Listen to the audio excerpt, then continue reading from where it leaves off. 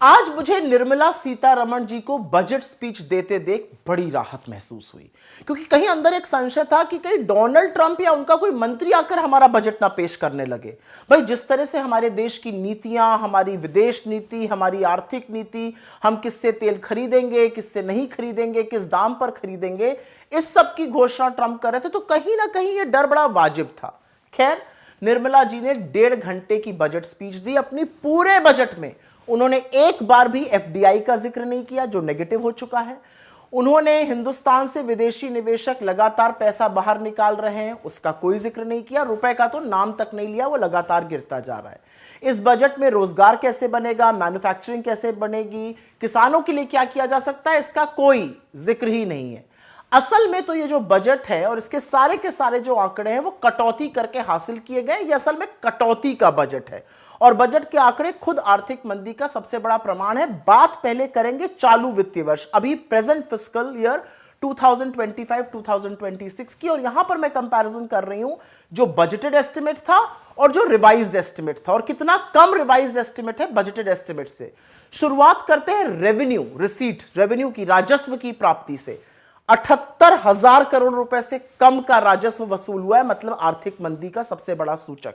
Net tax की जो प्राप्ति है वो 1,62,000 करोड़ रुपए से कम की वसूल हुई है। कुल खर्चे में सरकार ने 1,00,000 करोड़ से ज्यादा की कटौती करी है। यहां तक कि कैपिटल एक्सपेंडिचर में भी 1,44,000 करोड़ रुपए की कटौती की गई है। हेल्थ, स्वास्थ्य में करीब करीब 3,686 करोड़ की कटौती की गई है। शिक्षा का बजट 6,700 करोड़ से ऊपर का काटा गया है। कृषि क्षेत्र की में जो बजट की कटौती है वो 7,000 करोड़ के आसपास की गई है। ग्रामीण विकास, रूरल डेवलपमेंट में बजट की कटौती 53,000 करोड़ रुपए से ज्यादा की गई है। शहरी विकास में करीब करीब 40,000 करोड़ रुपए काटे गए हैं। प्रधानमंत्री आवास योजना में 3,200 रुपए की कटौती हुई है। तो लगातार बजट कतरा कटता जा रहा है। जल जीवन मिशन और पेयजल में 50,000 करोड़ रुपए की कटौती हुई। आपको याद होगा, दूषित पानी पीकर लोग मर रहे हैं। लेकिन सबसे क्रूअल कटौती जो है वो एससी, एसटी और ओबीसी योजनाओं के बजट में की गई है। पीएम अनुसूचित जाति अभ्युदय योजना में 890 करोड़ का बजट काटा गया।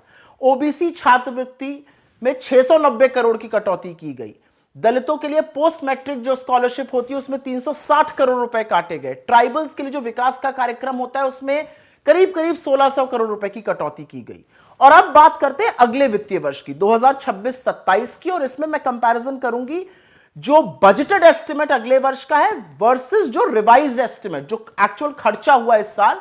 तो किन किन स्कीम्स में पैसा काटा गया? खाद्य सुरक्षा में कम आवंटित किया गया है, यूरिया सब्सिडी में कम आवंटित किया गया है, गरीबों के लिए जो एलपीजी योजना होती है उसमें कम आवंटित किया है, फसल बीमा योजना में कम पैसा डाला है, विमान और एरो इंजन में कम पैसा है, नौसेना डॉकयार्ड परियोजना में कम पैसा है, वायुसेना के जो प्रोजेक्ट्स हैं उसमें कम पैसा है, और राष्ट्रीय सुरक्षा में जो टेक्नोलॉजी लगती है उसमें कम पैसा है। इनफैक्ट नेक्स्ट फिस्कल ईयर का जो नॉमिनल जीडीपी रेट है वो 10% अनुमानित किया गया, जो इस वित्तीय वर्ष से एक्चुअली कम है।